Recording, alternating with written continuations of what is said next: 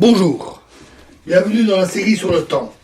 Alors, continuons sur la courbure et commençons d'abord par un petit encart technique pour ceux que ça intéresse, comme d'habitude. Alors, sans trop entrer dans les détails, donc je ne vais pas démontrer les relations que je vais donner, simplement vous les donner. La variété espace-temps est une variété riemannienne à quatre dimensions, de signature plus, moins, comme l'espace-temps de Minkowski. On choisit un système de coordonnées x mu sur la variété, ou tout au moins parce que ce n'est pas toujours possible. Par exemple, sur une sphère, il est impossible de définir un système de coordonnées global sans qu'il y ait des singularités, par exemple les pôles. Et donc, on peut définir le système de coordonnées sur des cartes qui font partie d'un atlas qui recouvre la totalité de la variété, avec des raccordements au niveau là où les cartes se recouvrent. Alors, l'intervalle relativiste est donné par ds carré égale g mu nu, dx mu, dx nu, avec G qui est le tenseur métrique. Celui-ci, comme pour le tenseur de Minkowski, sert à abaisser ou lever les indices en contravariant ou covariant. On définit aussi les symboles de Christoffel, qui s'écrivent gamma, sigma, mu, nu, égale à 1 demi G nu sigma, fois la dérivée de G mu nu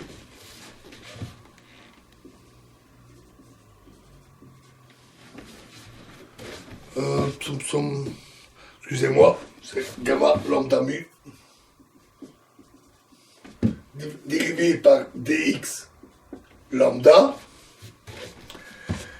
plus dg lambda nu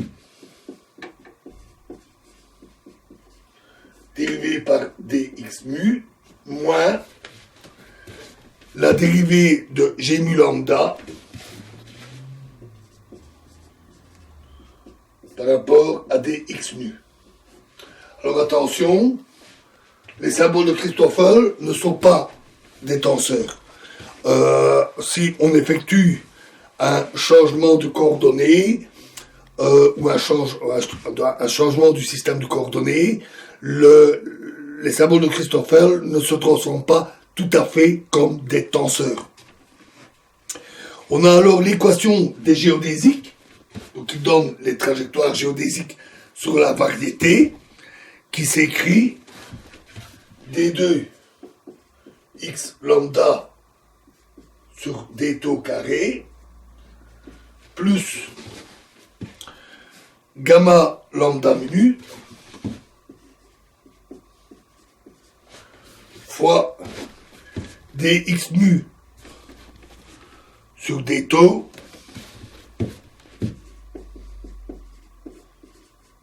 fois dx nu sur d tau égale 0, où tau est un paramètre croissant, curviligne, défini sur la géodésique. Pour un corps massif, on peut prendre le temps propre. Pour une trajectoire lumière, c'est un paramètre arbitraire.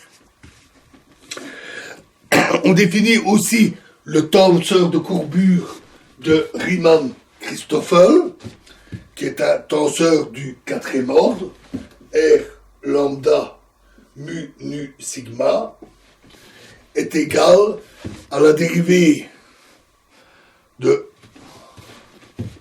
gamma lambda mu nu par rapport à dx sigma moins la dérivée de gamma lambda mu sigma par rapport à x nu plus gamma lambda rho sigma fois gamma rho mu nu moins gamma lambda nu rho fois gamma rho mu sigma. Je rappelle aussi, dans toutes ces notations, la convention habituelle d'Einstein, où on fait la sommation sur les indices muets, c'est-à-dire les indices répétés deux fois, une fois en position covariante, une fois en position contravariante. Le tenseur de Ricci R mu nu est égal à R rho mu rho nu, donc on contracte sur deux indices, et la courbure scalaire est définie comme R mu mu, contraction du tenseur de Ricci. On définit aussi le tenseur de courbure d'Einstein, G mu nu, égale R mu nu moins 1 demi G mu nu R. Enfin, on a l'équation d'Einstein qui dit que G mu nu est égal à 8 pi G T mu nu, où G est la constante de gravitation universelle, à ne pas confondre avec le tenseur ici, et T mu nu est le tenseur énergie-impulsion de la matière. Et donc, l'équation relie l'énergie-impulsion au tenseur de G mu nu, c'est-à-dire au tenseur de Ricci et la courbure scalaire, mais le tenseur de Ricci ne contient que 10 composantes indépendantes sur les 20 du tenseur complet, mais en utilisant les conditions aux limites dans un problème donné, cela permet de lever toute ambiguïté et cela donne toujours une solution unique. Voilà, fin de la partie technique. Alors, la forme exacte de la variété espace-temps de Riemann dépend de la distribution de matière et de l'énergie. Par exemple, la Terre, le Soleil, et qui sont la source de la gravité. Donc c'est pas que la masse qui est source de gravité, c'est l'énergie et même d'autres termes comme les contraintes et la pression. Mais étant donné la relation E égale mc2 de la relativité, et c étant la constante de la vitesse de la lumière, la constante limite particulièrement grande, ce fait que mc carré est toujours un terme extrêmement élevé. Donc dans la contribution de l'énergie, c'est surtout la masse qui importe. Et c'est pour ça que dans la gravitation universelle de Newton, c'est uniquement la masse qui intervient. C'est une approximation. La relation entre cette distribution de matière et l'espace-temps est donnée par ce qu'on appelle l'équation d'Einstein. Elle relie la courbure de Ricci à la distribution de matière. Elles sont égales à une constante multiplicative près. La courbure de Ricci, c'est une combinaison avec la courbure scalaire. Enfin, détail technique, ce n'est pas très important. Ce qui est important, c'est que la distribution de matière permet de déduire la courbure de l'espace-temps et par les calculs, alors de déduire toute la variété espace-temps. Par exemple, pour le cas où on a de la matière qui est concentrée dans une zone très petite, disons ponctuelle, alors on a des solutions telles que la géométrie de Schwarzschild, où on parle aussi de la métrique de Schwarzschild, où la métrique, ce sont les relations de distance et de durée entre les points de l'espace-temps. On a aussi la géométrie de Kerr et quelques autres. Par exemple, le champ de gravitation du Soleil est à peu de choses près ce type de géométrie. Venons-en maintenant au temps en relativité générale. Alors, comme en relativité restreinte, on définit le temps propre comme étant celui pour un objet donné, le temps qui est indiqué par l'horloge que l'objet emporte avec lui, même si c'est virtuellement. Et donc qu'il emporte avec lui le long de sa ligne d'univers, dans un espace ici courbe, mais ça revient au même. Une géodésique, si c'est un objet libre, ou non géodésique, une trajectoire quelconque de type temps, si il subit d'autres forces que la gravitation. La variété espace-temps peut avoir une forme compliquée, tarabiscotée, et donc il peut être compliqué de définir des notions comme la distance entre deux points à une certaine distance l'un de l'autre, loin l'un de l'autre. Parce que, évidemment, avec tous les déformations de l'espace-temps, comment définir la trajectoire qui donne la distance? Ce sont des notions difficiles, même souvent ambiguës. Et la localité, dont nous avions parlé en relativité restreinte, devient la règle plus que jamais. Le temps est défini localement, dans son voisinage très immédiat, et de proche en proche, comme nous en avions parlé en relativité restreinte. En chaque point, comme je vous l'ai expliqué, on peut définir un espace tangent à l'espace courbe, et cet espace-temps n'est rien d'autre que l'espace-temps de Minkowski. Et donc, localement, on peut utiliser la relativité restreinte. Et donc, on généralise aisément tout ce que nous avons vu de la relativité restreinte, dilatation du temps, etc., à la relativité générale. C'est exactement la même chose. Un corps rapide qui se déplace à grande vitesse par rapport à un autre, il y a dilatation du temps réciproque. De même, localement, au moins, dans l'espace-temps tangent de Minkowski, on peut tracer le fameux double cône, avec les trajectoires des objets et l'inclinaison qui permet de dire voilà comment le temps s'écoule pour cet objet. Ici, comme l'espace-temps est courbe, évidemment, cette association à l'espace tangent est valable comme un point, mais on peut faire ce calcul pour un petit bout de trajectoire et puis faire la somme tout au long d'une trajectoire sur cet espace courbe quelconque. On se doute bien que mathématiquement, ça nécessite des outils assez élaborés. Donc en relativité générale, on retrouve les mêmes effets que la relativité restreinte, plus de nouveaux effets qui sont dus à la forme de la variété, du fait qu'il y a une courbure de l'espace-temps. Et donc, des effets qui sont liés à la distribution de matière, puisque les deux sont liés. Et donc liés aux effets gravitationnels. Alors commençons par un cas simple, c'est ce qu'on appelle la dilatation du temps gravitationnel.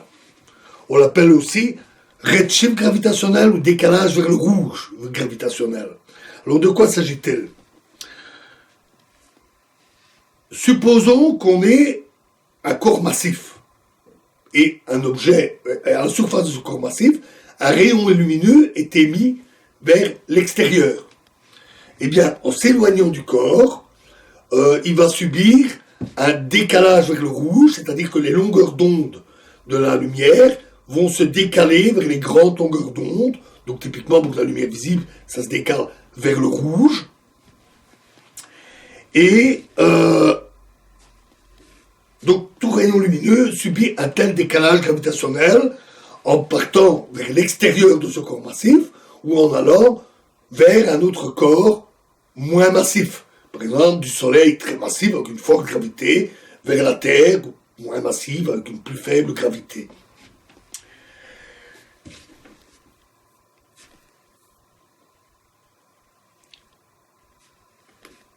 Alors, on a donc un tel décalage vers le rouge, mais on a aussi une dilatation du temps. C'est-à-dire que si on a un corps massif, avec une horloge posée dessus, et que de l'extérieur, on observe cette horloge, on va constater qu'elle va plus lentement.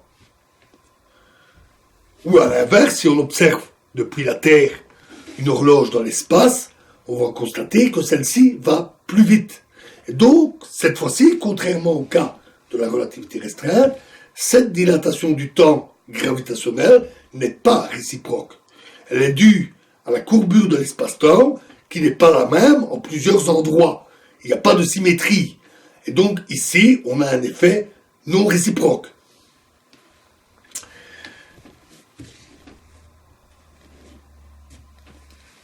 On peut comprendre cet effet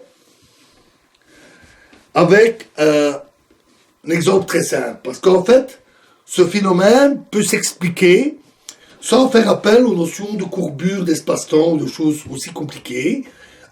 C'est un effet qui est dû simplement à la conservation de l'énergie et à la gravité. Prenons un caillou, lançons-le vers le haut, on le lance en l'air.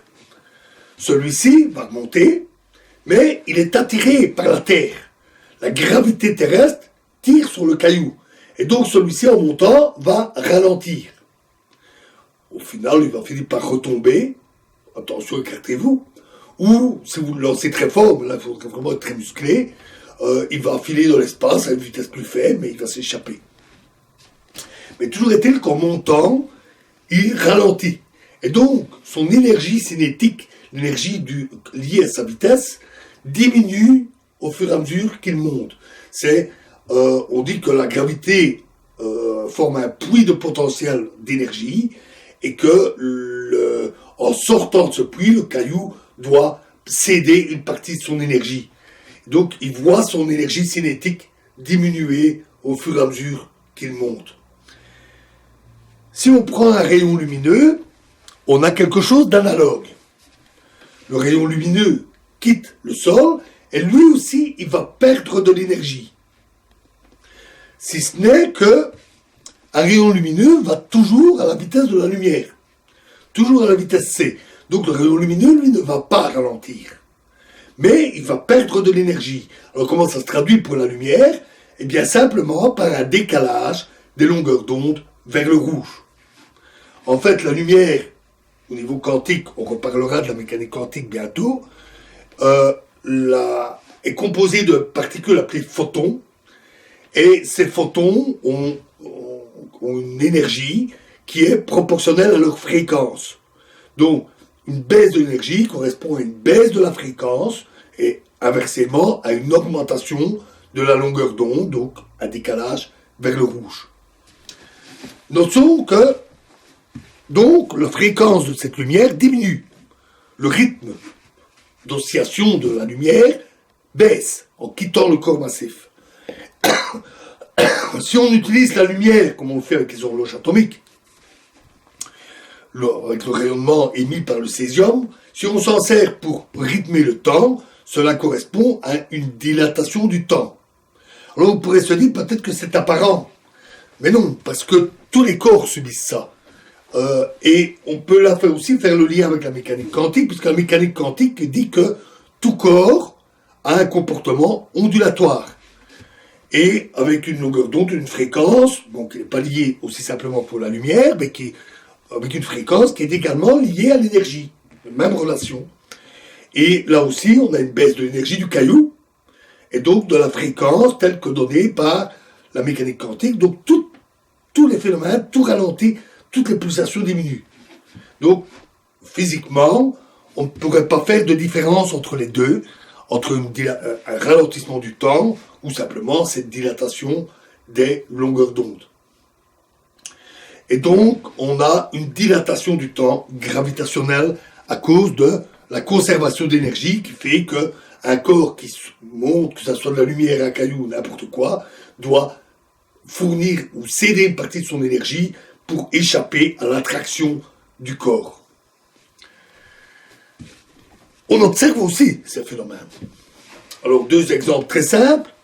Quand on observe une étoile, ou simplement notre soleil, on observe sa lumière, on observe des raies à des longueurs d'onde très précises qui sont caractéristiques de sa composition chimique, et on constate un léger décalage vers les longueurs d'onde, les grandes longueurs d'onde, donc vers le rouge. Par exemple, pour le soleil, l'effet est faible, mais mesurable. Un autre cas, c'est le GPS dont je vous ai déjà parlé. Ces satellites non seulement se déplacent vite, on doit tenir compte de la relativité restreinte, mais ils sont aussi en altitude, très haut dans le ciel. Et à cette altitude, la gravité est plus faible, puisqu'ils sont plus loin que nous de la Terre. Et donc, l'horloge atomique qui est à bord va plus vite, à cause de cet effet gravitationnel, plutôt de sa diminution, là, la baisse de la gravité.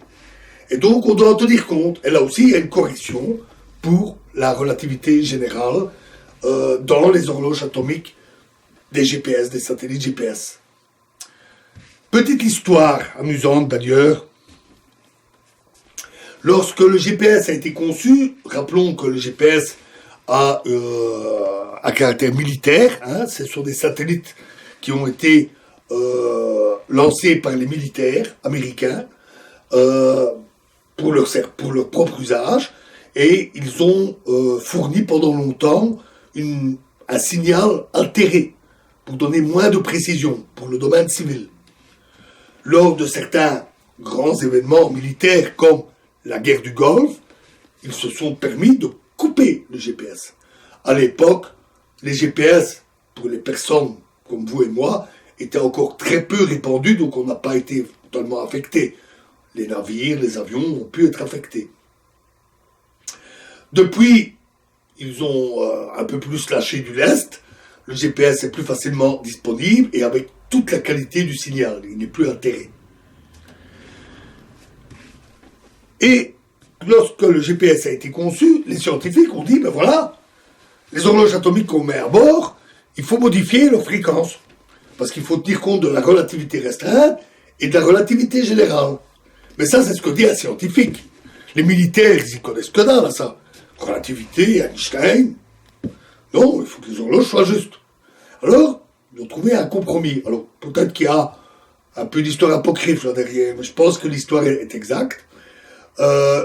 Ils ont choisi un compromis, ils ont dit voilà, on va prévoir la correction, mais elle ne sera activée à distance que si on le souhaite. Au départ, les horloges fonctionneront avec leur rythme normal comme sur Terre. Les satellites ont été envoyés, et là, les militaires ont dû bien constater, ah oui, leur fréquence, telle que nous la recevons, n'est pas la même. Elle est modifiée par les effets de la relativité. Et donc, ils ont appuyé sur le bouton pour enclencher la correction dans les satellites GPS qui maintenant tiennent compte de la relativité. Voilà une belle histoire de la victoire de la science sur les militaires. Voilà, alors nous continuerons cette analyse du temps en relativité générale dans la prochaine vidéo et nous aborderons aussi le cas un peu extrême des trous noirs. Je vous remercie.